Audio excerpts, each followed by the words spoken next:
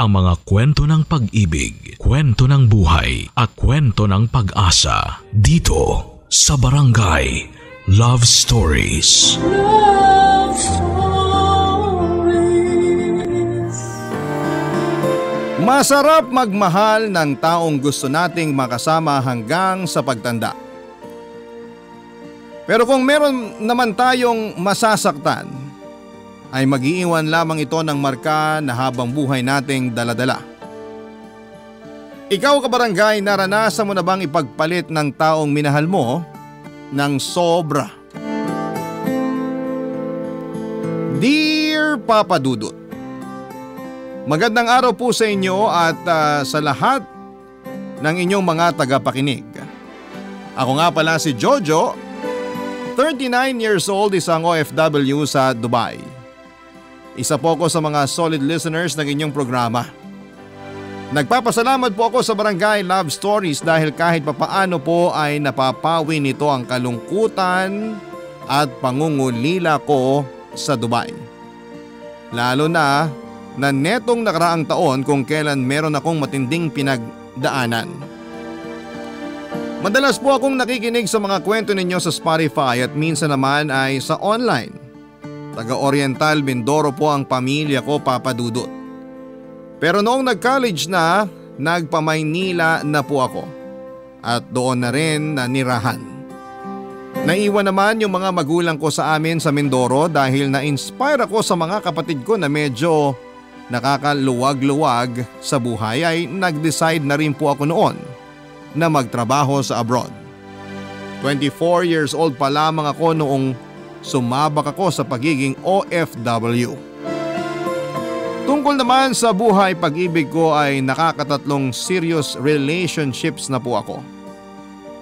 Yung una kong girlfriend ay na-meet ko noong high school at tumagal yon ng 3 taon. Yung ikalawa naman ay na-meet ko noong mag-work na ako sa Maynila at tumagal po yon ng 6 na taon. Yung ikatlo ay na-meet ko naman sa Dubai at tumagal ng 7 taon ng relasyon naming dalawa. Kung napapansin po ninyo ay matagal yung mga naging relasyon ko sa kanilang tatlo. Kapag nasa isang relasyon kasi ako ay hindi na ako tumitingin pa sa ibang babae para maiwasan yung cheating na sobrang nakakasira sa isang relasyon. Hindi rin po ako basta-basta pumapasok sa relasyon kapag hindi ako sigurado sa isang babae. Pag nagmahal ako ay ibinibigay ko ang lahat, Papa Dudut. Kaya naman pagdating sa hiwalayan ay mas matagal akong nakaka-move on kesa sa mga naging karelasyon ko. Masasabi ko na yung pinakamagulo kong naging relationship ay yung sa amin ni Yumi. Siya yung second girlfriend at siya rin yung pinaka-minahal ko sa kanilang tatlo. Office mate ko si Yumi sa unang trabahong pinasukan ko sa Maynila. 2 taon ang tanda niya sa akin, 21 ako tapos ay 23 naman siya. Masayahin siyang tao kaya hindi naging mahirap para sa akin na magustuhan siya. At ganito naman nagsimula yung pagiging malapit namin sa isa't isa.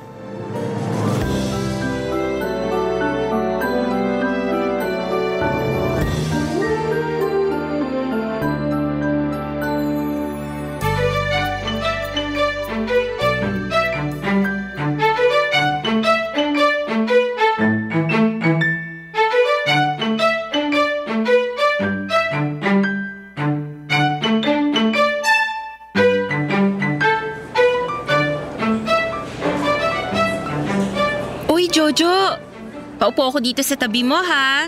Nakakagulat ka naman, Yumi. Aatakiin ako sa puso sa'yo eh. Bigla ka na lang kasing sumusulpot. Nagpapaka-loner ka na naman kasi dito. Ha? Kakain lang naman eh. Kailangan ba may kasama ako? Yan yung gusto ko sa'yo eh. Yung pagiging weird mo. Uy, ang sarap naman ng ulam mo. Pahingi ah. Kukuha na ako. May magagawa pa ba ako? Kumukuha ka na. Sige, tikman mo rin tong ulam ko para fair. Eto kuha ka. Wow, salamat. Nga pala, sasama ka ba sa company outing? Ha? Baka hindi. Seryoso? Bakit naman? Hindi rin naman kasi ako mahilig sa beach eh. Ano ba yan? Ikaw masyado ka nang nagpapamysterious sa amin Ang dami na tuloy nagkakakrush sa'yo. Ano? Grabe ka rin magpatawa no? Totoo kaya, maraming nagkakakrush sa'yo dito. Girls and gays actually. Tumigil ka dyan. Alam ko namang binibiro mo lang ako. Imposible yun. Oo nga. Hirap kasi sa'yo, trabaho-bahay lang yung routine mo. Hindi ka sumasama sa mga labas-labas namin. Ayan, ikaw tuloy yung napag-uusapan. Kayo talaga. Ano namang pinagchichismisan nyo tungkol sa akin? Wala. Ano nga? Binanggit mo na lang din naman sabihin mo na. Magkwento ka kahit konti lang. Kasi nung Friday, di ba, nagkayayaan mag-videoke? Ayun, nauwi rin sa inuman. Tapos, nag-truth or dare kami. Siyempre, isa sa mga pinaka-common na tanong yung, sino ang crush mo sa office? Ganon? At siyempre, halos lahat ng girls at gays, ikaw yung isinagot. Kayo mga loko-loko talaga kayo. At least di kami nabore nung labas namin na yon kasi nga ikaw yung topic. Diba, lagi ka namang nasa bahay? Ano namang libangan mo doon? Don't tell me nagbabasa ka lang ng maraming libro maghapon pag wala tayong pasok. Hindi naman ganun ka-boring buhay ko. Okay na ako sa movie marathon sa bahay. Tsaka lumalabas din naman ako minsan. Umiinom ng konti. Sino namang kasama mo? Minsan inaaya ko mga pinsan ko. Pero madalas mag-isa lang talaga ako. So pumupunta ka rin pala sa mga bar? Oo, pero minsan lang. Siguro once a month lang. Madalas kasi nasa bahay lang talaga ako. Introvert ka nga. Alam mo, sama ka sa akin minsan. Inom tayo. Seryoso ka ba dyan? I mean, yung tayong dalawa lang? Bakit? May magagalit ba kung sakali? Wala nga. Inutusan ka siguro ng mga katrabaho nating bakla para magtanong. Well, guilty ako dyan. Ako kasi kinukulit na mga walang hiya Tsikahin daw kita kung meron ka ng nililigawan ngayon. Wala naman ako nililigawan. I mean, wala pa. So may bala ka ring manligaw. Ikaw ba? Pwede ka ba raw ligawan? Lakas din ang trip nyo Ba't naman ako yung liligawan? Parang ang labo naman nun. O sige, heto. Hypothetical question na lang. Paano kung may manligaw sa'yo? Na lalaki? Last time I checked, straight naman ako. Hindi, I mean, bading, babae, ganun. What if ikaw ang ligawan nila? Ano ba namang klaseng tanong yan? Seryoso ba yan? Oo nga, kaya sagutin mo na lang. Well, single naman ako. Tapos, ligaw lang naman, di ba? Hindi naman ako obligadong sagutin. Sasagutin mo rin ako. Ano? Wala. O yun lang. Sige tapos na akong kumain.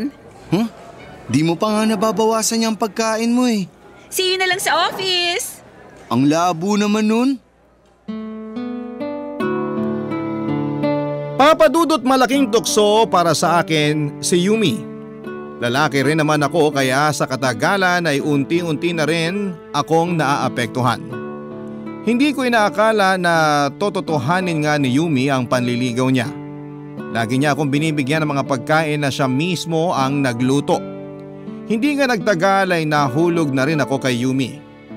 At nasabi ko na rin sa kanya na mahal ko na nga siya. Masaya naman yung naging pagsasama namin sa loob ng 3 taon. Nababalanse kasi namin ang isa't isa. Kung si Yumi ay maingay, emotional at extrovert. Ako naman ay tahimik lamang, pasensyoso at introvert. Medyo selosa nga lang po siya, pero dahil hindi naman ako mahilig gumimik at makihalubilo sa ibang tao ay madalang lang yung pagkakataon na may pinagseselosan siya. Pero sa isang relasyon ay hindi talaga nawawala papadudot ang mga pagsubok. At yung una nga na naging pagsubok sa amin ay yung desisyon ko na mag-work abroad. Kasama ko dapat siya noon sa Dubai pero hindi siya pinalad na matanggap sa kumpanyang inaplayan niya doon. Hindi na nga sana ako tutuloy sa Dubai pero nang hinayang ako sa opportunity na yon, eventually ay napagkasunduan namin na sumunod na lamang siya roon. Hindi naging madali yung long distance relationship namin papadudot. Kinailangan kasi naming mag-adjust dahil magkaiba yung oras sa Pilipinas at sa Dubai. Yung out ko sa trabaho ay hating gabi naman sa Pilipinas. At dahil ayoko rin naman na laging napupuyat si Yumi ay matagal na para sa amin ang 1 oras na pag-uusap. Dahil 3 years na kami ni Yumi ay iniisip ko rin noon na siya na talaga yung mapapangasawa ko.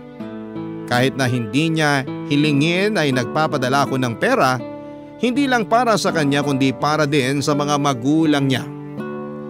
Yung 25% ng monthly salary ko noon ay nakalaan sa ipapadala ko sa kanya.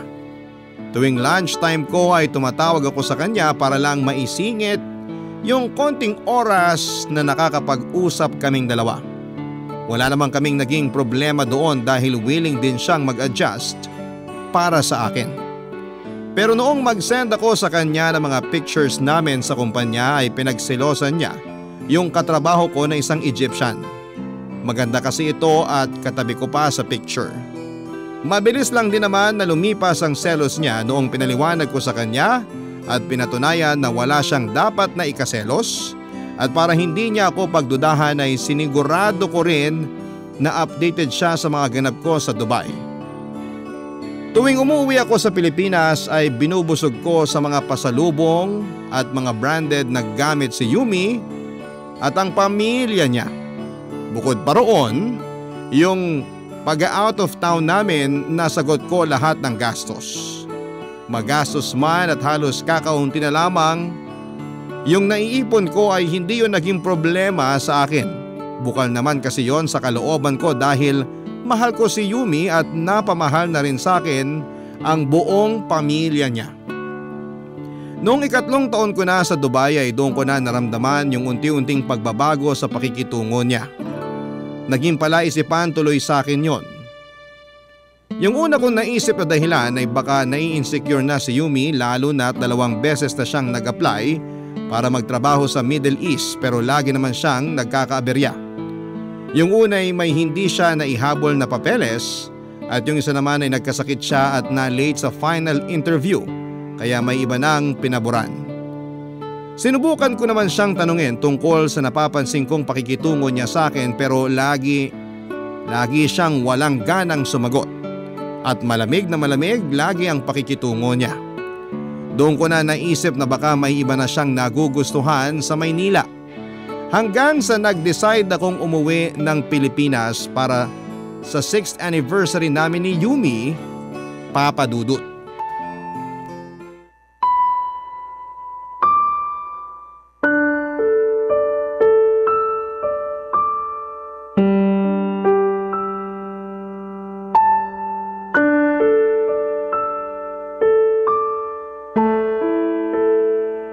Babe, ano bang problema?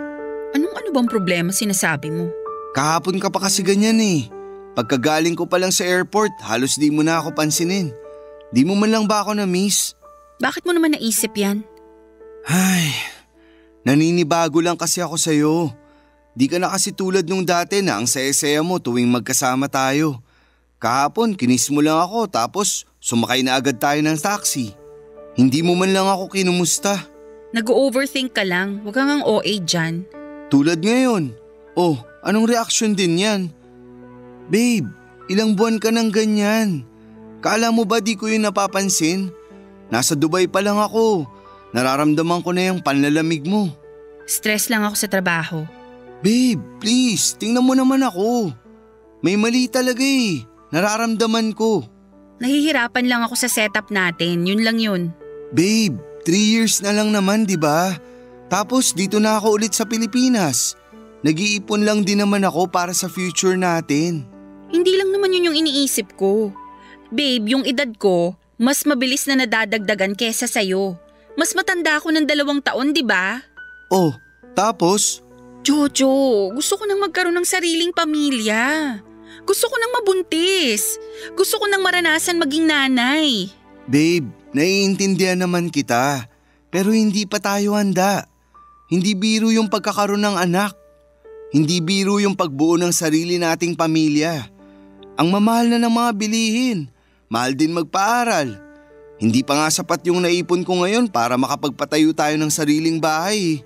Saka na natin problemahin yung mga bagay na yun pag meron na tayong anak. Magagawa naman ng paraan lahat yun eh. Babe, I'm sorry pero dyan ka nagkakamali. Mas mabuting paghandaan natin yung mga ganong kalalaking desisyon sa buhay. Gusto ko rin namang mabigyan ng magandang buhay yung magiging anak natin. Gusto kong maging komportable tayo pag nakabuo na ng sariling pamilya. Ayoko kasi lagi na lang tayong mamomroblema sa pera. Kaya hanggat may pagkakataon pang makaipon, gagawin ko yun.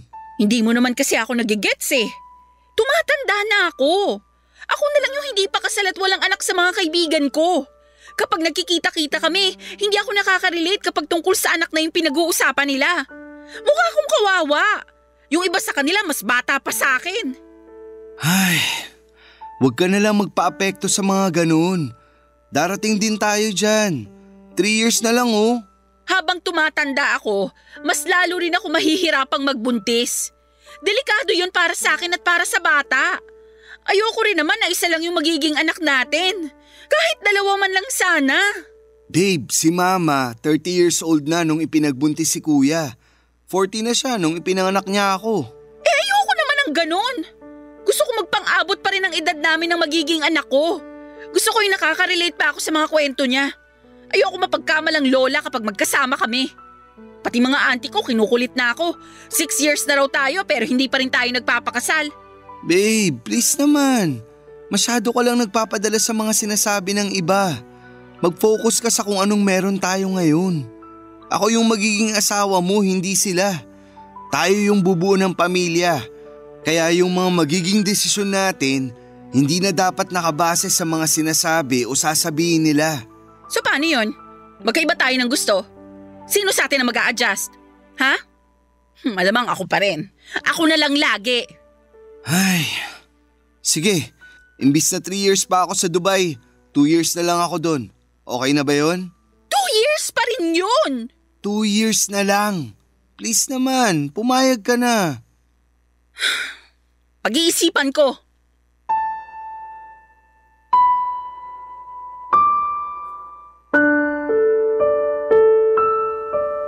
Papadudot na papayag ko pa rin naman si Yumi na sa halip na 3 ay 2 taon na lamang ako sa Dubai. Pagkatapos noon ay mag-i-stay na ako sa Pilipinas para magpakasal kami at bumuo ng sariling pamilya. Hindi naging madali para sa akin ang desisyon na yon dahil nangihinayang ako sa mga kaganapan sa buhay ko. Isa pa sanang taon ay makakaipon ako ng mas malaking halaga sa Dubai. Yung 1 taon ko kasing sweldo roon ay 3 taon na yung katumbas sa Pilipinas. Kaya ganoon na lamang ang panghihinayang ko. Gusto ko lang naman na maging praktikal noon, Papa Dudut, at hindi ko gustong pairalin ang emosyon ko dahil sa aming dalawa ni Yumi ako yung tatayong haligi ng pamilya at ako yung magpo-provide para sa amin. Natuto na po kasi ako sa naging relasyon ng mga magulang ni Yumi. Batid ko naman noon yung kwento nila. Nagtanan lang kasi sila noon. Sa first 2 years ng pagsasama nila ay puno po yun ng sweetness at hindi pa gaanong dama yung hirap ng buhay. Pero sa katagalan, unti-unti rin namang nabuwag yung magandang samahan dahil sa problema sa pera at sa pambababae ng tatay ni Yumi. Hindi ko naman ini-invalidate yung nararamdaman ni Yumi. Alam kong nape-pressure na siya sa estado ng mga kaibigan niya, pati na rin sa expectations ng mga kamag-anak niya, Papa Dudut. Hindi naman ako nagkulang sa pagpapaunawa sa kanya noong magiging sitwasyon namin kapag minadali namin ang pag-aasawa. Pero nakakalungkot lang sabihin na mas pinili niyang makinig sa iba kesa unawain ako at tulungan na paghandaan ang future naming dalawa. Papa Dudut, ilang buwan nga lang mula nang bumalik ako sa Dubai. Mas lalo kong naramdaman yung panlalamig niya. At sa pagkakataong yon, Papa Dudut, malakas ang kutob ko na meron siyang iba. Barangay Love Stories. Barangay Love Stories. Papadudot nung minsang tumawag ako kay Yumi ay narinig ko siya na nakikipag-usap sa isang lalaki. Noong tanungin ko siya, ipinakilala naman niya yung lalaki bilang si Jeffrey. Katrabaho niya raw noon. Kahit sa boses lang ay dama ko yung kakaibang saya ni Yumi habang kausap si Jeffrey ng oras na yon. Kaya hindi ko naiwasan na pagdudahan silang dalawa. Simula pa lang po ay masama na ang kutob ko kay Jeffrey na yon tuwing nagkakausap kami ni Yumi at nababanggit yung pangalan ng lalaking yon ay para bang kinikilig siya at may kakaibang excitement sa boses niya. Pero kapag normal na usapan lang namin ay bagot na bagot at parang hindi makapaghintay na matapos na yung usapan namin. At noong tumagal-tagal pa ay mas lalo nang naging madalang ang pag-uusap namin ni Yumi. Dahil sa pagbabagong yon ng girlfriend ko ay hindi ko maiwasan na ma-insecure kay Jeffrey. Sa unang pagkakataon ay nakaramdam ako ng selos. Ang mahirap pa ay malayo ako kay Yumi kaya kung ma-inlove siya sa iba ay wala akong laban doon. Sa nangyayari noon ay nagawa ko tuloy yung mga bagay na hindi ko naman ginagawa noong simula pa lang ng relasyon namin. Naging stalker ako ni Yumi sa mga social media accounts niya. At doon ko na nga nakita yung mga pictures na lagi sila ni Jeffrey na magkatabi. Muli na naman akong na-insecure nang mapagtanto ko na mas matangkad ito sa akin at mas malaki din ang pangangatawan. Matapos ang ilang buwan ng panaka-naka na lang na pag-uusap namin ni Yumi ay humantong na rin yon sa puntong hindi ko na siya makontak. Sinasadya na rin niyang hindi sagutin ang mga tawag ko. Pero noong nagpapadala ako ng pera, kinukuha pa rin niya nang hindi nakikipag-usap sa akin. Dahil sa pag-aalala ko ay napilitan na akong kontakin ang mga kapatid niya at wala kasi silang alam na nagkaproblema na kami ni Yumi. Nakarating naman sa kanya ang ginawa kong yon. Hindi ko inaasahan hahantong siya noon sa desisyon na makipaghiwalay na sa akin, Papa Dudut. Ilang beses ko pang sinubukang tawagan si Yumi pero hindi na talaga siya noon sumasagot. Halos mabaliw na ako sa kakaisip kung anong nangyayari sa kanya at kung bakit humantong siya sa ganong desisyon. Noong 3 buwan na lamang ang kailangan kong hintayin bago umuwi sa Pilipinas, ay tinis ko na lamang yung matinding lungkot at pag-aalala. Doon na rin po ako nag-decide na pagka-uwi ko ay magpo-propose na ako sa kanya at aayusin ang relasyon naming dalawa. Handa na rin ako noon na ibigay yung matagal na niyang hinihiling na bumuo kami ng sariling pamilya. Ilang araw na lamang bago ako umuwi noon pero wala pa rin paramdam si Yumi. Nakablock na rin ako sa mga social media accounts niya kaya mas lalo ako nawala ng komunikasyon sa kanya. Nang sa wakas ay makauwi ako ng Pilipinas ay siya yung unang-una kong pinuntahan kahit pa nagdesisyon na siyang makipaghiwalay. Pero hindi ko inaasahan ang natuklasan ko sa muli naming pagkikita, Papa Dudut.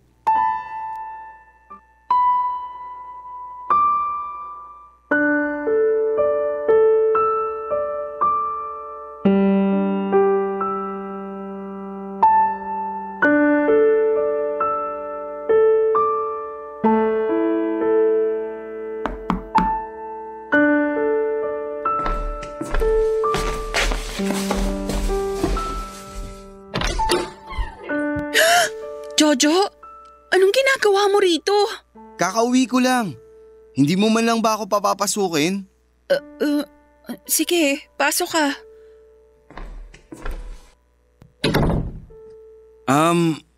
Kamusta ka na? Okay naman, upo ka. Salamat.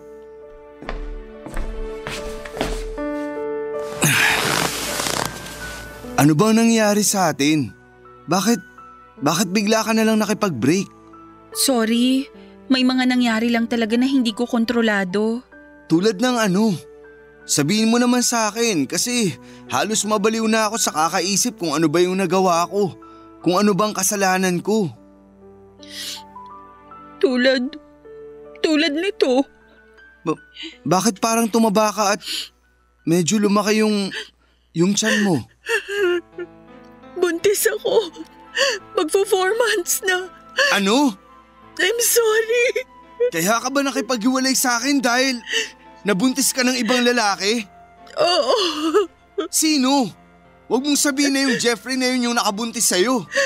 Siya nga ang ama ng dinadala ko. Anong kagaguhan to, Yumi? Sinasabi ko na nga ba eh. Jojo! Huwag mo namang suntukin yung sofa. Kabibili ko lang yan. Talagang mas inalala mo pa tong sofa kaysa sa nararamdaman ko ngayon? Nakakagago yung ginawa nyo.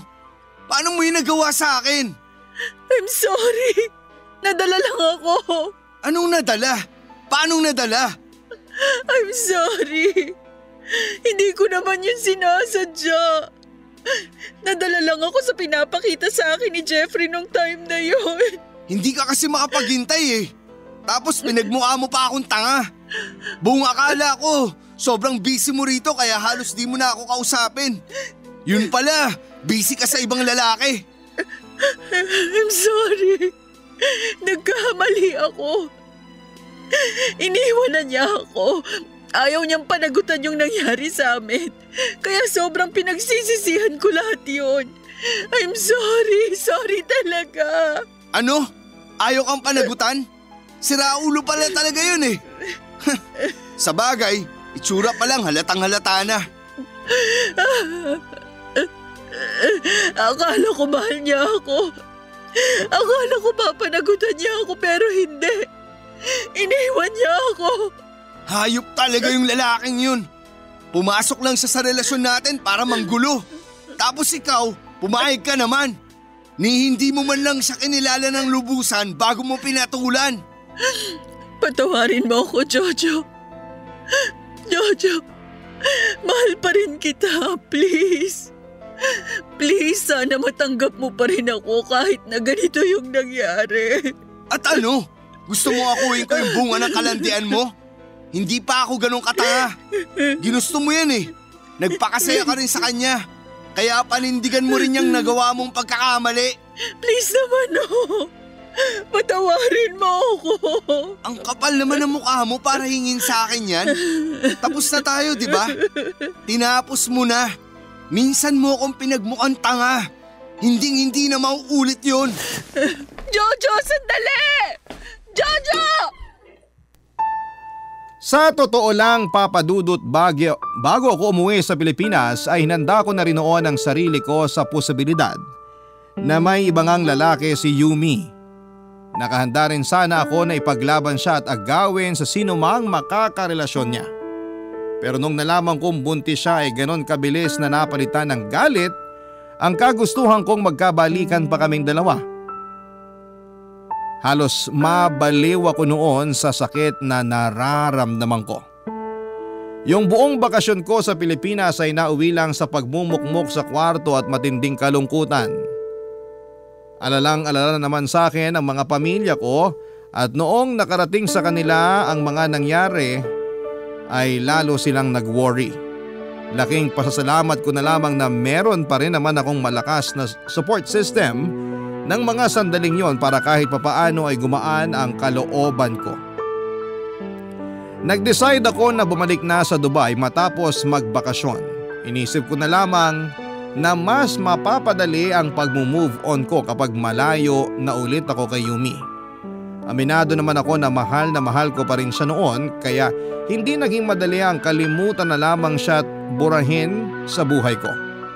Pero natakot din ako na baka bigla na lamang akong magpadala sa emosyon at maisipang akuin na lamang yung sanggol na ipinagbubuntis niya.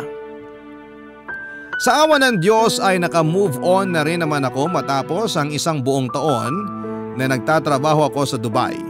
Malaking tulong din na nakilala ko itong si Marie. Tulad ko ay isang OFW din siya, Papa Dudut. Nakilala ko siya sa isang party na napuntahan ko. Hindi ko naman inakala na makakahanap ako noon ng isang karamay sa katauhan niya.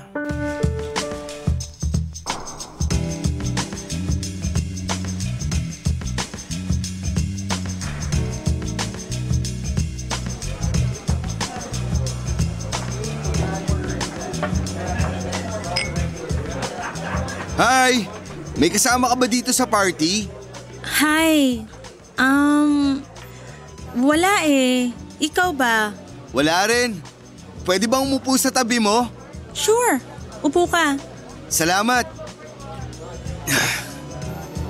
Pwede magtanong? Oo naman. Ano yon? Gaano ka nakatagal dito sa Dubai? Kakarating ko lang dito 3 months ago. Nice.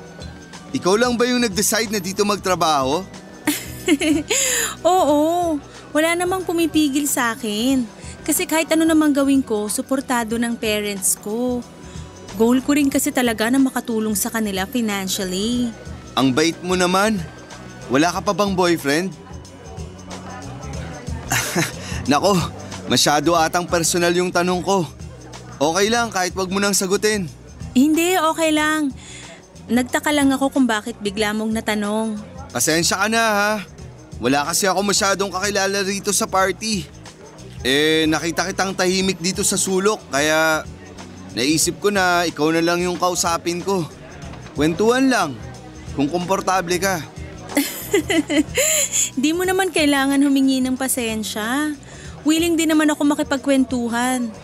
Medyo nag-alangan lang ako kanina kasi syempre di naman kita kilala. Oo nga pala. Nauna na yung kwentuhan pero di pa ako nagpapakilala. Ako nga pala si Jojo. Ikaw? Marie. So, pwede nang ituloy yung kwentuhan? Oo, at para matuloy yon, sasagutin ko muna yung tanong mo kanina kung may boyfriend na ako. Well, wala na. Break na kami. Oh, ilang taon naging kayo? 4 years. 6 months ago lang kami nag-break kaya medyo fresh pa yung sakit. Pareho pala tayong kagagaling lang sa breakup. Pero ang tagal nyo rin ha. Mahaba na rin yung 4 years. Kayo ba ng ex mo? Gaano katagal naging kayo? 6 years. Wow! Mas matagal yung sa inyo. Anong nangyari? Ba't kayo naghiwalay? Di kasi siya nakapaghintay eh. Saan? Sa pagpapakasal? Oo, konting tiis na lang sana eh. Ganon? Oo, sa sobrang inip nga niya, nagpabuntis na siya sa ibang lalaki. Ano? Joke ba yan? Hindi, totoo yun. LDR. Oo, Hay, yun talaga yung unang kalaban natin, no? Ako rin eh, LDR. Pero yung boyfriend ko, ex-boyfriend ko, OFW rin. Pero sa New Zealand naman siya. Yung plano namin, magkasama sana kami doon. Pero yung ending, pinagpalit niya ako sa blonde girl na kulay blue yung mga mata. alam mo, naniniwala ako na kung mahal ka talaga ng isang tao, kahit na ano pa yung tuksong dumating, hindi ka niya ipagpapalit kahit na kanino. At hindi na rin niya ilalagay ang sarili niya sa mga sitwasyong alam niyang matutukso lang siya. Ouch! Ang sakit naman yan. So ibig sabihin di niya talaga ako mahal? Sorry real talk lang. Mas masakit pa yata yung sinabi mo kaysa dun sa iniisip kong dahilan.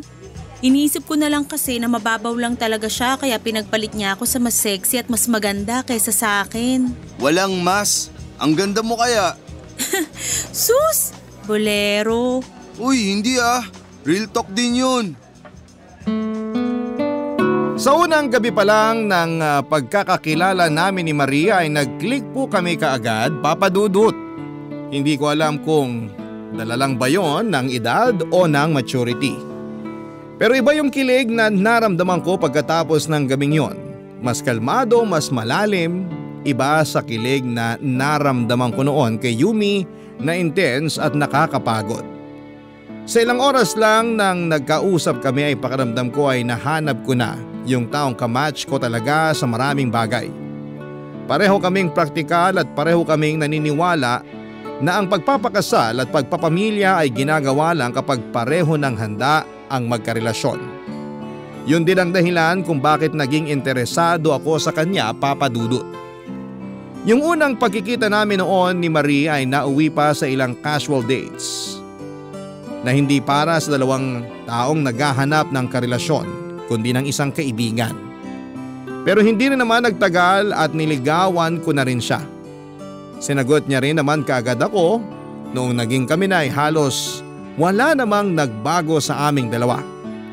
Iba kasi yung samahang nabuo namin. Mature at responsable ring maituturing kaya hindi nakapagtataka na tumagal ang relasyon naming dalawa. Maganda at naging smooth ang aming pagsasama, mabilis na dumaan ang mga taon. Sa 7th anniversary namin ni Marie nitong nakaraang taon lang ay nakapag-decide na kami or nag-decide na ako na alokin siya ng kasal. Hindi naman siya nagdalawang isip na tanggapin kaagad yon. Kaya naman noong nagbakasyon kami sa Pilipinas noong nakaraang Pasko, ay naisip namin na isabay sa selebrasyon ang anunsyo tungkol sa pagpapakasal naming dalawa. Pero sadyang mapaglaro ang tadhana ng panahong yon, Papa Dudut. Dahil isang multo ng nakaraan ko ang bumulabog sa bakasyon naming yon ni Marie, Papa Dudut. Barangay Love Stories. Barangay Love Stories.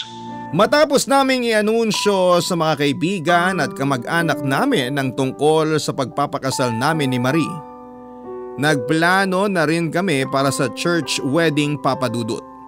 Pero sa hindi naasahang pagkakataon ng puntahan namin yung gagawa ng souvenirs para sa kasal namin ay si Yumi yung humarap sa amin.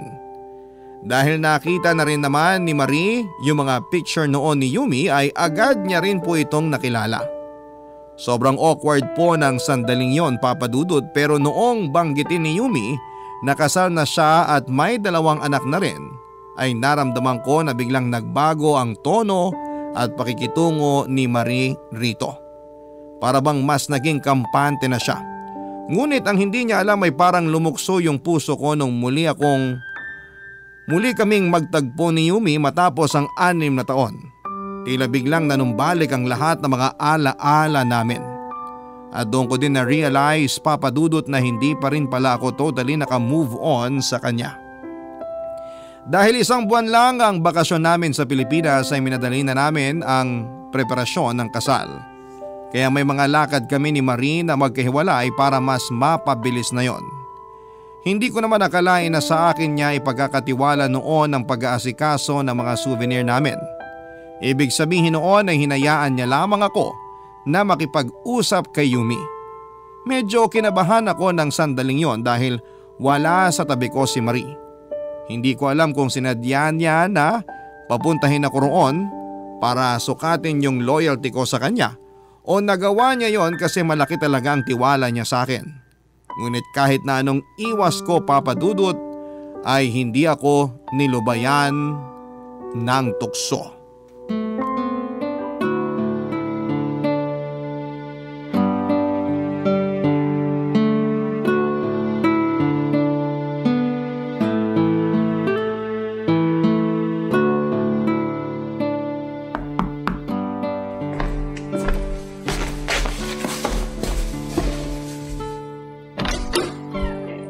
Hi Jojo! Kumusta? Ayos naman. Tuloy ka. Salamat. Wala si Marie? Kausap niya kasi ngayon yung designer ng gown. Ah, okay. By the way, pasensya ka na ha kung dito tayo sa bahay nagkita. Nagka-problema kasi dun sa stall ko. Okay lang, walang problema. Nga pala, ito yung samples ng mga potted plants for soup. Hala! Naku, sorry. Puro sulat na tong paper bag. Sinulatan ng anak mo. Mukha. Napakakulit kasi nun. 4 years old na. Naiwan ko kasi tong paper bag dito kanina eh. Yun ba yung bunso mo? Oo. Sorry. Shh! Okay lang yan. Huwag mo nang alalahanin. Sorry, Jojo. Sobrang dami ko lang kasing problema nitong mga nakaraan. Gusto mo bang magkwento? Makikinig ako. Naku, wag na. Nakakahiya. Hindi naman tayo nag-meet para pag-usapan yung mga problema ko. Okay lang yan. Hayaan mo na muna yung souvenirs. Wala rin naman akong ibang lakad ngayon. Tsaka nararamdaman ko rin kailangan mo ng kausap. Salamat. Nakipaghiwalay na kasi sa akin si Lemuel 5 months ago. Nasa akin yung 2 bata. Sobrang hirap kasi wala akong katuwang. 2 days after natin magkita sa stall ko, napaalis naman ako ron. Hindi na kasi ako nakakabayad ng renta. Teka, hindi ka sinusuportahan ng asawa mo? Kahit hiwalay na kayo, suportahan niya sana yung anak niyong 2. Nag-aabot siya dun sa bunso dahil yun ang anak niya. Pero syempre, di ba? Yung panganay ko, iba naman yung tatay. Sa tuition pa lang nun, hirap na ako. Ito lang naman yung pinagkakakitaan ko ngayon. Yung Lemuel, gano'n na ba kayo katagal nun? 4 na taon na rin. Akala ko pa naman, porket natanggap niya na may anak na ako, magiging okay na ang lahat. Pero hindi pala. Bakit? Ano ba yung dahilan ng paghihiwalay niyo? Mga magulang ko. Ako na rin kasing sumusuporta sa kanila kasi walang trabaho yung bunso kong kapatid. Tapos, yung sumunod naman sa akin, may pamilya na rin at hirap sa buhay. Actually, for the longest time, si Lemuel yung nagbibigay ng pera sa mga magulang ko. Pero nung malaman niya na hindi na nagbibigay ng pera sa mga magulang namin yung bunso kong kapatid, nagalit siya. Bakit naman? Sabi niya, bakit daw kaming 2 yung kumakargo sa mga magulang ko? Samantalang yung ibang mga kapatid ko, wala namang pakialam. Kaya ayun, nauwi sa away, sa sumbatan. Alam mo, sa totoo lang, nung nalaman kong ikaw pala yung groom, gusto ko na sanang tumanggi pero hindi ko kayang mawalan ng kliyente ngayon sa hirap ng buhay namin. Tana. Tapos, nung nakita ko pa kayo, sobrang nanliit ako. Ang yaman-yaman nyo na. Ang ganda rin ni Marie. Samantalang ako, losyang na. Wala pang pera. Ay, hindi totoo yan. Ano ka ba? Ang ganda mo pa rin kaya. Sadya lang talaga na marami kang problema ngayon at marami kang mas kailangang unahin kaysa sa sarili mo. Di gaya noon na magaan lang lahat para sa'yo. Nagsisisi ako na nasidayang ko kung anong meron tayo dati. I'm sorry. Ako sana ngayon yung nasa posisyon ni Marie. Pero nagpakatanga ako. Huwag mo nang isipin yun. Kakahiwalay ko lang sa asawa ko tapos ikaw naman yung ikakasal. Ang sakit eh. Pero buti na lang at napatawad mo na rin ako. Matagal na kitang napatawad. Salamat. Hindi ka pa rin talaga nagbabago. Ikaw pa rin yung Jojo na nakilala ko.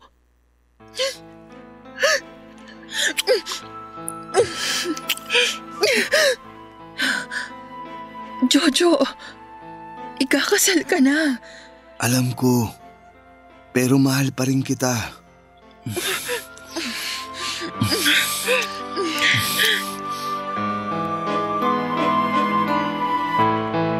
Papadudo, tuluyan na nga pong may nangyari sa amin ni Yumi.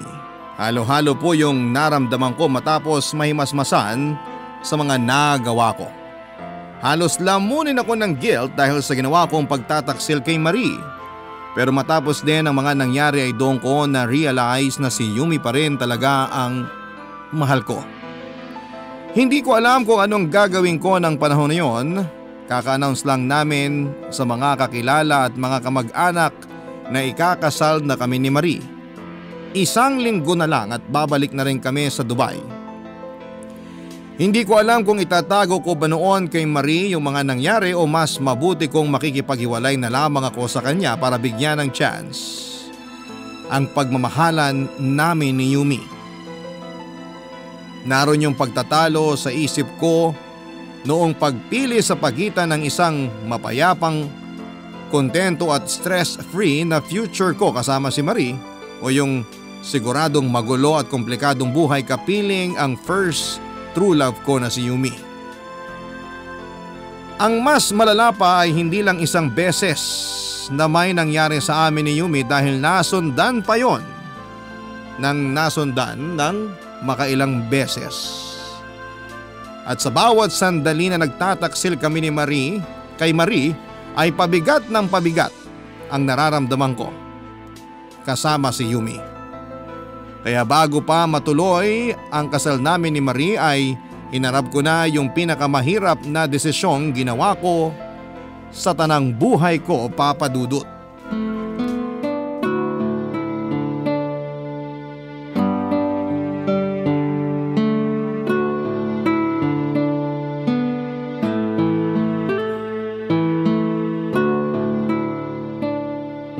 Mahal, pwede ba kitang makausap? Ha? O sige, tungkol ba saan? Ay shucks, dadaanan pa pala natin yung mga ipapadala ng office mate ko. Sige, mamaya na lang pag uwi natin. Hindi, ngayon na para matapos na. Hindi, wag mo nang isipin yun. Mamaya na lang. Bakit mahal? Mukhang seryoso yan ah. Mamaya na lang. Ngayon na nga, para tapos na. Ano ba kasi yung pag-uusapan natin? Mukhang importante yan ah. Pakiramdam ko kasi parang hindi pa ako handang magpakasal. Ano?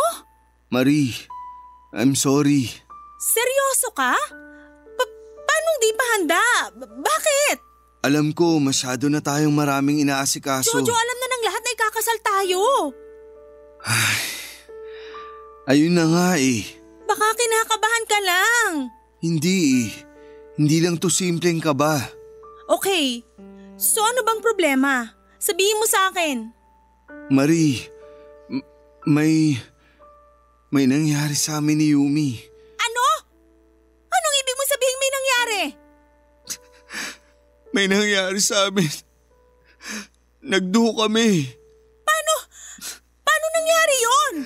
Magpaliwanag ka, paano nangyari yon? Patawarin mo ako. Hindi, itutuloy natin yung kasal. Kakalimutan mo yung nangyari sa inyo at itutuloy natin yung kasal. Hindi tayo mapapahiya sa mga tao, hindi pwede. Pero hindi lang isang beses namin yung ginawa. Marami. Tumahimik ka! Ano, ikukwento mo ba sa akin kung paano nyo ginawa? Kung kailan nyo ginawa? Kung gaano katagal at kung anong posisyon? I'm sorry. Ang hina mo! Napakabobo mo! Patawarin mo ako, please. Paano kita papatawarin na ginago niyo ako? 7 years, Jojo! Pinaabot mo pa ng 7 years yung relasyon natin! Nag-propose ka pa ng kasal sa akin tapos yun pala, isang kalabit lang ng ex mo, bibigay ka na! Napakahayop mo naman! Patawarin mo ako. Alam ko naman na hindi dapat ako nagpadala sa tukso. At sinayang ko yung tiwalang ibinigay mo. Buti naman alam mo yan. Pero wala ka pa rin konsensya. Hindi mo man lang naisip lahat ng hirap ko, ng effort ko para sa kasal natin na hindi naman pala matutuloy dahil sa kababuyan niyo ng babaeng yon. Sorry talaga. Alam mo kung ano yung mas masakit? Malaking sampal sa akin na mas pinili mo pa yung ganong klase ng babae kesa sa akin na nagpakatino para sa'yo. Pinagpalit mo ako sa babaeng niloko ka noon. Pinagpalit mo ako sa babaeng may 2 anak na magkaiba ang tatay. Kaya nga ayoko na sanang umarap sa kanya nang di ka kasama kasi baka kung ano lang yung mangyari. Pero ikaw naman yung may gusto nun, di ba? Wow, ang galing mo namang mag-isip. Ipagpatuloy mo yan. Grabe ka! Sa sinabi mo parang kasalanan ko pa na nagpatukso ka.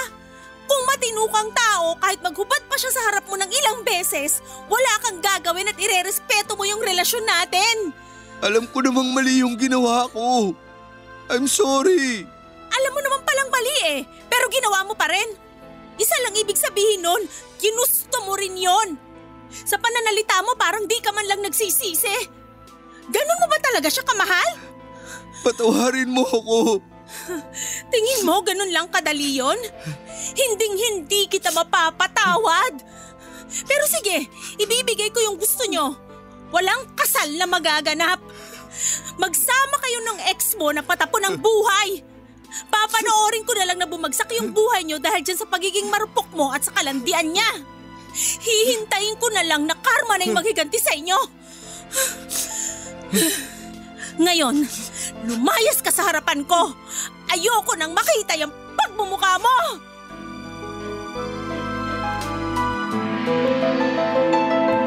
Papa Dudut, hindi na nga natuloy yung sanay kasal namin ni Marie. Sinubukan ko pa rin humingi ng tawad sa kanya pero nauunawaan ko rin naman na hindi niya talaga kayang ibigay sa akin yon. Sa ngayon po ay 5 months na kaming nagsasama ni Yumi nang dahil din sa ginawa ko ay wala na akong mukhang maiharap sa mga kamag-anak at mga kakilala namin. Higit sa lahat ay hindi ko madala at maiharap sa kanila si Yumi dahil alam kong huhusgahan lamang nila ito at hindi pakikitunguhan ng tama. Kaya sa ngayon ay para kaming nagtatagong dalawa. Nangupahan kami sa isang maliit na apartment at inako ko yung responsibilidad ng pagiging ama sa mga anak ni Yumi. At mukhang nagdilang anghel naman si Marie sa mga sinabi niya dahil 2 months ago lang ay kinailangang operahan sa puso ng nanay ni Yumi.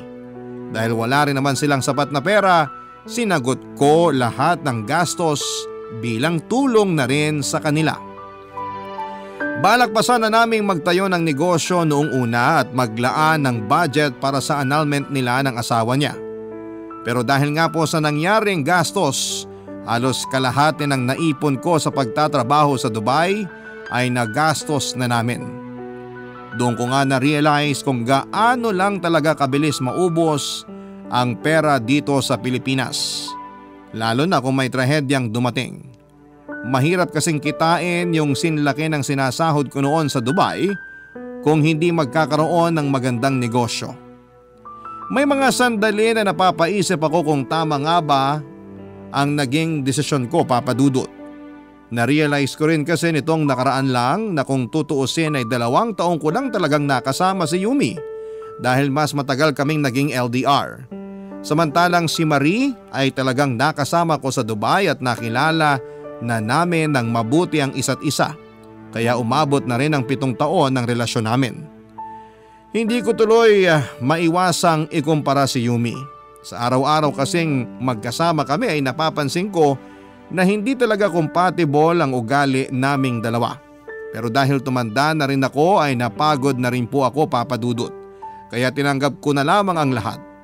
Mahal ko rin naman si Yumi at siya yung pinili kong makasama kaya iiwasan ko na lamang na mag-isip ng kung ano-ano. Sa ngayon ay pinandigan ko na lamang po ang naging desisyon ko at hinarap lahat ng consequences na mga nagawa ko. Hanggang dito na lamang po ang aking kwento. Maraming salamat po sa Barangay LS dahil nabigyan ng pagkakataon na ma-share ang kwento ng buhay at pag-ibig ko. Sana po ay kapulutan po ito ng aral ng ating mga tagapakinig. Maraming salamat po and more power sa Barangay Love Stories at sa programa ninyo sa Barangay LS. Ang inyo pong kapuso at kabarangay forever, Jojo. Nagustuhan ng iyong napakinggan? Ituloy yan via live stream sa www.gmanetwork.com/radio. 97.1 Forever!